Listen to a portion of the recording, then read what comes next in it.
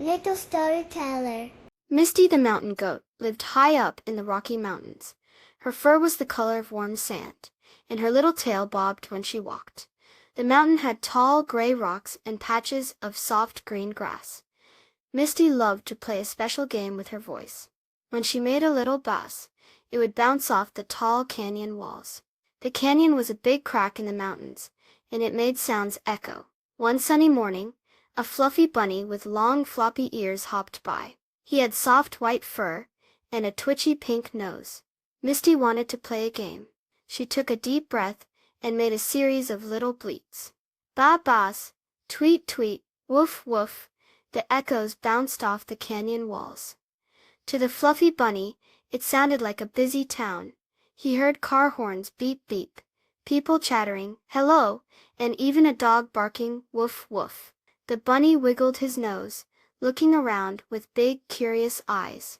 Next, a little bluebird with bright yellow feet landed on a branch. Misty saw her and made different bleating sounds. Baas, whoosh, whoosh, splash. The echoes turned the canyon into a pretend ocean for the little bluebird. She heard the gentle sound of waves. Whoosh, whoosh, and the splashing of water. Splash, splash. She even thought she heard the calls of faraway seagulls. The fluffy bunny and the little bluebird looked at each other, their eyes wide. They couldn't see a town or an ocean, only the rocky canyon. Then they saw Misty the goat, her mouth open as she made her funny sounds. Misty giggled. She loved making sound illusions. It was her special way of playing. The bunny and the bluebird smiled. They had never heard anything so interesting. Misty the bunny and the bluebird became good friends.